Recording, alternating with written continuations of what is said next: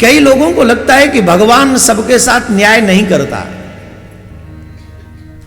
भगवान सबके साथ न्याय नहीं करता, वो कईयों के साथ अन्याय भी करता है, स्पेशली भजन करने वालों के साथ अन्याय करता है और पाप करने वालों के पास में न्याय करता है। देखो महाराज, बड़े बड़े घरों के लोगों को देखो, उनके यहाँ बड़े बड़े मकान, बड़ी बड़ी गाड़ियाँ, बड़ा बड़ा बवंडर, और उनके बच्चों को देखो कहाँ है, कोई क्लब में पड़ा है, कोई दारू पी रहा है, कहीं जुआ खेल रहा है, सब आनंद ले रहे हैं। और यहाँ जो माला कर रहे हैं, तिलक लगा रहे हैं, सियावर राम, अब ठाकुर जी का भजन करे ही जा रहे हैं, करे ही जा रहे हैं। उनने जाके देख लो, महीने का कमरे का किराया भी नहीं भर रहा वो बेचारा, चटनी से रोटी खा रहा है। ये न्याय का अन्याय है? क्या है ये, न्याय का अन्याय? एक बार नारद जी ने कहा, ठाकुर जी हम आपसे बड़े अपसेट हैं। बोले क्या, आप अपसेट क्यों?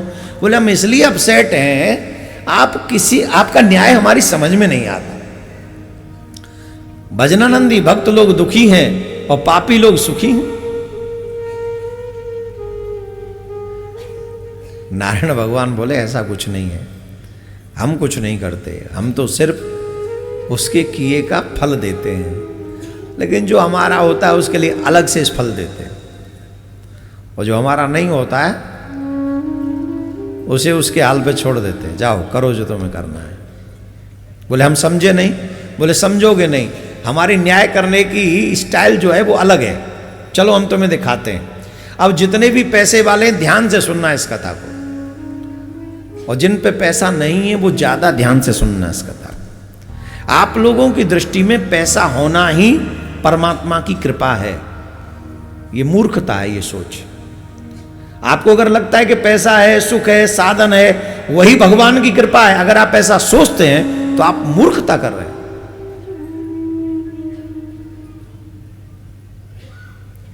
पैसा तो नाचने वाली पे तुमसे ज्यादा है, तो क्या वो भगवान की कृपा पात्र है? सुनो, भगवान का न्याय बहुत गजब का है, और ये कथा हम इसलिए सुना रहे हैं आपको, जैसे आप जो भजन करने वाले, पैसे वालों की सुना रहे हैं, ये हम सुना रहे हैं भजन करने वालों को, जो कभी कभी परेशान होते हैं, हम तो बहुत दुखी हैं, हम तो भजन करते हैं, हम पे तो ये नहीं, हम पे तो ये नहीं। सुनो, नारद जी से कहा नारायण ने, चलो हमारे साथ, हम पृथ्वी पे चलते हैं, तुम्हें कुछ दिखाते हैं। तो चलो, दोनों संत का रूप बनाकर आए, दोनों संत का रूप बनाकर आए। एक गांव में गए, उस गांव में एक बहुत धनवान सेठ रहता था। धनवान मतलब सेठ नहीं मीन्स धनवान था वो, पैसे वाले को धनवान को ही सेठ कहते हैं। यहाँ बणिक सेठ होगा ये जरूरी नहीं, कई लोग समझते बनिया ही सेठ है, नहीं, जो पैसे वाला था, जो संपन्न था, उसको सेठ कहा जाता। तो बहुत संपन्न आदमी था, इतना संपन्न के बड़ा चकाचक था। और जो लोग धनवान, धन से संपन्न होते हैं, आप तो समझते हैं उनके बड़े बड़े मुस्टंडे गेट पे ही खड़े रहते हैं, अंदर घुसने ही नहीं देते, वो गेट वेट पे ही खड़े रहते हैं। क्या बोलते हैं उनको? हाँ, बॉडीगार्ड्स, गेट कीपर्स और बाउंसर्स सब रहते हैं, रखने पड़ते हैं आजकल भभका दिखाने के लिए। गेट पे खड़े थे, दोनों गए, नारद जी और नारायण। उन्होंने कहा भैया घर में घर के स्वामी हैं क्या? बोले क्या करोगे? बोले हमें बड़ी जोर से भूख लग रही है, कुछ भोजन मिल जाए, भोजन करें और चले जाएं। तो उन्होंने कहा जितना जल्दी हो सकता है यहां से निकल जाओ। बोले क्यों? बोले इस घर के स्वामी का एक ही स्वभाव है, किसी को चवन्नी नहीं देता, और अगर कोई संत महात्मा को देख ले तो उसे गुस्सा बहुत आता है, बहुत गुस्सा करता है। और अगर उसने देख लिया तो वो गुस्सा ही नहीं करेगा, वो थाप धौल भी करेगा, गाली गलौज भी करेगा। अब हम यहाँ नौकरी कर रहे हैं, हमारी तो मजबूरी, हमें तो वही करना पड़ेगा जो वो कहेगा, इसलिए हम आपसे कह रहे हैं आप यहां से चले जाओ।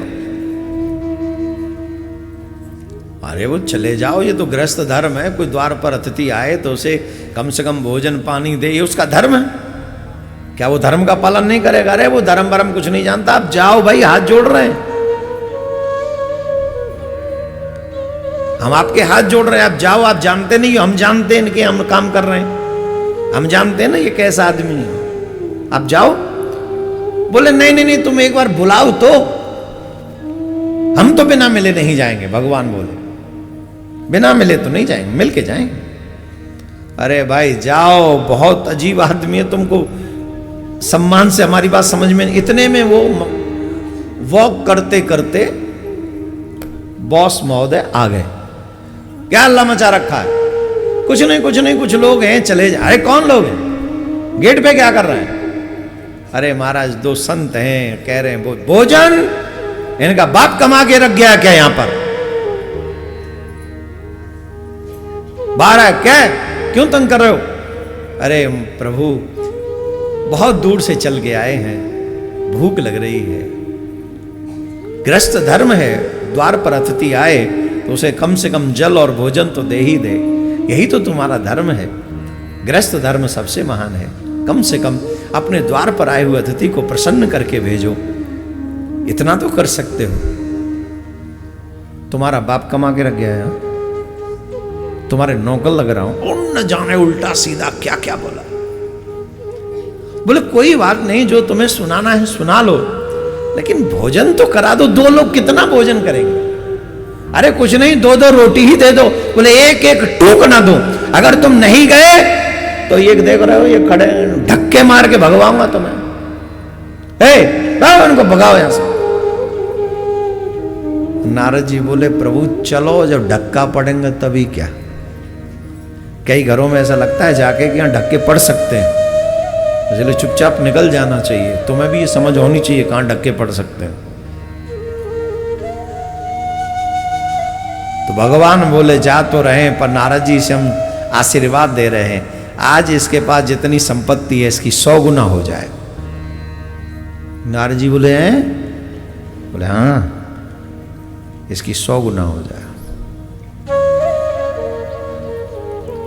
बोले उसने हमें 2 रोटी नहीं दी, आपने 100 गुना संपत्ति कर दी। बोले हाँ अच्छा है, चलो आगे चलते हैं, कहीं और मांगेंगे, यहां नहीं मांगेंगे। तो देखो भाई, मांगने वाला व्यक्ति अगर तुम नहीं दोगे तो किसी और के यहां मांगेगा तो सही, उसे तो जरूरत है, भूख लग रही है, वो तो कहीं ना कहीं पेट भरेगा।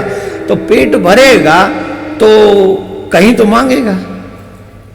आगे चलते हैं। तो आगे गए, एक बुढ़िया का झोंपड़ी थी, छोटी सी झोंपड़ी, गांव के बाहर। गांव के नारद जी से कहा अम्मा से ही पूछ लो, कुछ तो मिल जाए इसके घर में। माता जी राधे श्याम, माता जी राधे श्याम। माता जी अकेली रहती थी झोंपड़ी में, कोई नहीं था, बूढ़ी थी। माता जी ने दरवाजा खोला, माता जी ने पूछा अरे महात्मा पधारे हैं, हमारा सौभाग्य, आइए आइए महाराज आइए, पधारिए पधारिए पधारिए। अरे माता जी हमको बहुत जोर से भूख लग रही है, कुछ खाने को है? दोनों हाथ जोड़ के बोली महाराज मेरे घर में खाने को तो कुछ भी नहीं है, एक गैया है, थोड़ा सा दूध देती है, उसी को मैं पी लेती हूं, सो कृपा करके अभी दूध काढ़ लाती हूं। एक काम करो, आज मैं नहीं पीऊंगी, आज मैं बिना दूध के रह लूंगी, आज वो दूध आप पी लो। नारद जी बोले भगवान चलो, बूढ़ी बेचारी बिना दूध के रहेगी। बोले नहीं नहीं नारद जी, हम तो यहीं रहेंगे, हम तो दूध पिएंगे, हम तो नहीं जा रहे। वो सेठ के यहां से धक्का खा के आए, वहां एक रोटी नहीं मिली, यहां दूध तो मिल रहा है, कम से कम दूध तो पीने दो। बोले हाँ ठीक है महाराज, मानोगे नहीं? नहीं, यहीं पिएंगे दूध। मां दूध लेके आई गाय का और दोनों महात्माओं को दिया। तो नारद जी की तरफ भगवान ने बढ़ाया, लो पी लो। बोले नहीं नहीं आप ही पी लो। भगवान बड़े प्रेम से दूध को पी गए, एक बूंद नहीं छोड़ी, एक बूंद नहीं छोड़ी जो मैया को मिल जाए, पूरी पी गई।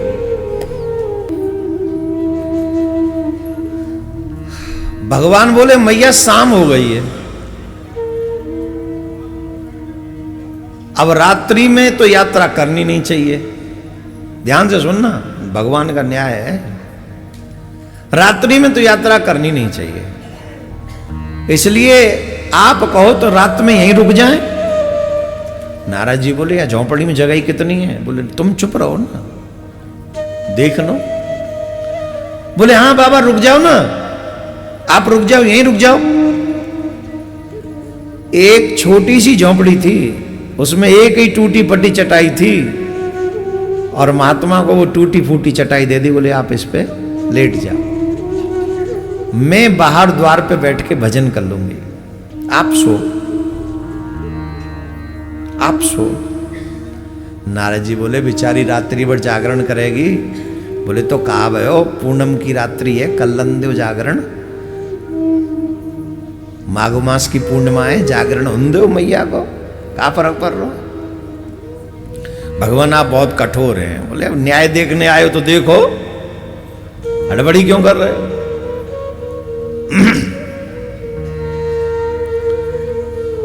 नारद जी भी बैठ के नारायण नारायण करने लगे। भगवान टूटी फूटी चटाई पे सो गए रात भर।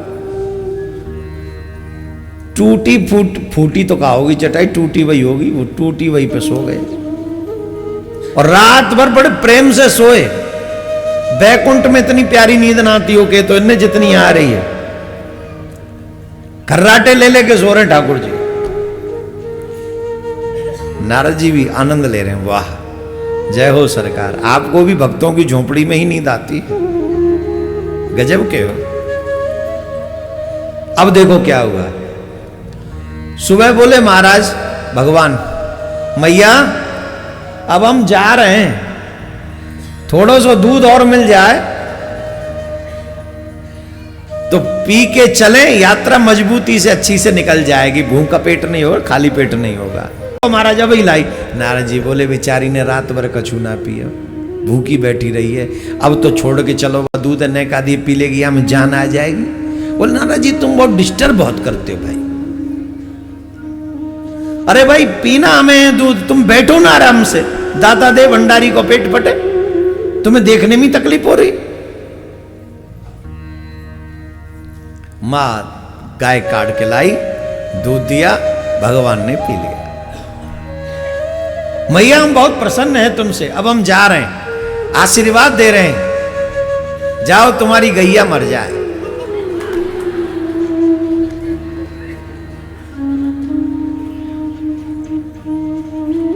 नारद जी को अब गुस्सा आ गया। बोले सुनो सरकार, I am not agree with you, this is a wrong, this is a totally wrong. अरे जिसने हमें एक टूक रोटी नहीं दी उसे आप 100 गुनी संपत्ति होने का आशीर्वाद दे आए, और जिसने खुद अपना पेट काट के खुद नहीं दूध पिया, आपको दूध पिला दिया, उस पर और कोई सहारा नहीं है सिवाय गाय के, ऊपर से आशीर्वाद दे दिया जा तुम्हारी गैया मर जाए। क्या न्याय है ये आपका? टोटली अन्याय है। भगवान बोले नारद जब ऊपर से देखोगे तो ये अन्याय दिखेगा, लेकिन जब इसकी गहराई में जाओगे तो तुम ही कहोगे कि इससे ब्यूटीफुल न्याय नहीं हो सकता। अभी मत बजाओ, पहले आने तो दो, न्याय को आने तो दो। बोले प्रभु मुझे बताओ, जिसने हमें दूध दिया उसकी गाय आपने मार दी, ये कैसे न्याय हो सकता है? भगवान बोले नारद सुनो, पहले तो उस सेठ की सुनो जिसने हमें धक्के मार के भगा दिया। सच्ची बताओ, उस सेठ ने हमें रोटी क्यों नहीं दी? क्यों सेठ ने संतों को अपने घर पे देखकर भी आदर नहीं किया, अनादर किया, धक्के मार के भगाने की बात की? किसके चक्कर में? बोले धन के चक्कर में, वो धनवान है। बोले तो उसे धन का अभिमान है ना? बोले हाँ। उसी अभिमान के वशीभूत होकर उसने संतों का अपराध किया। और आप देखेंगे बहुत कम लोग धनवान होंगे जो इस अभिमान से बचे हुए होंगे। अधिकांश धनवान जितने भी लोग हैं संसार में, मोस्टली अहंकारी हैं, अभिमानी हैं। वो बड़ों छोटे बड़े का कोई आदर नहीं करते। किसके चक्कर में? सिर्फ धन के चक्कर में। वो धन के अभिमान के कारण सब कुछ भूल चुके हैं और वो समझते हैं कि हम जो कर रहे हैं वही अच्छा है, तो हम उसको और धन दे के आ गए, 100 गुना दे के आ गए। क्यों? बोले अभिमान और 100 गुना ज्यादा हो जाए। फिर करेगा क्या? बोले ऐसे ही बुरे हुए काम करेगा, जुआ खेलेगा, शराब पिएगा, मांस खाएगा, व्यभिचार करेगा, सारे बुरे काम करेगा जो नहीं करने वाले, सब उल्टे सीधे काम करेगा। इससे क्या होगा? उसका पाप बढ़ेगा। क्या होगा? जोर से बोलो। और पाप बढ़ेगा तो कहां जाएगा? जोर से बोलो, कहां जाएगा? क्या भोगना पड़ेगा? क्या भोगना पड़ेगा? नरक भोगना पड़ेगा। अच्छा बोले महाराज इसके साथ तो आपने न्याय कर दिया, इस बेचारी मैया की गैया क्यों मार दी? बोले ये भी न्याय है माय डियर नारद, ये भी न्याय है। बोले इसमें क्या न्याय है? बोले इसमें भी न्याय है। सुनो, आज से 7वें दिन इस मैया की जीवन यात्रा पूरी हो रही है। ध्यान से सुनो, एकदम ध्यान से। आज से 7वें दिन इस मैया की जीवन यात्रा पूरी हो रही है, और मैया को बंधन में बांध सके ऐसी कोई वस्तु नहीं। ये मेरी परम भक्त है, मेरा नाम जपती है, दिन रात मेरा ही नाम जपती रहती है, मेरा ही स्मरण करती रहती है। अब तुमने देखा ही संतों की कैसी सेवा, खुद बाहर बैठ गई और हमें झोंपड़ी में सुला दिया, खुद भूखी रह गई, हमें दूध पिला दिया। इससे अच्छा संत सेवी कौन हो सकता है? अब ऐसा संत सेवी हो, ऐसा मेरा स्मरण करने वाली हो, तो उसका कल्याण करना मेरा दायित्व है कि नहीं? बोले हाँ है। बोले इसके कल्याण में एकमात्र बाधा है तो ये गाय। जब 7वें दिन इसके प्राण जाने वाले होंगे तो ये सिर्फ एक बात सोचेगी कि मेरे बाद मेरी गाय को चारा कौन डालेगा, जल कौन पिलाएगा, मेरी गाय का क्या होगा मेरे बाद। फिर इसलिए मैया से पहले हमने गाय को कह दिया कि तुम मर जाओ, तुम जाओ। और जब गाय चली जाएगी पहले और मैया जाएगी बाद में, तो मैया का कोई भी अटैचमेंट बाकी नहीं बचेगा। और जब मां के प्राण निकलेंगे उस समय तो सिर्फ मेरा चिंतन कर रही होगी, और जब वो मेरा चिंतन कर रही होगी तो सीधे मेरे धाम के लिए आ जाए।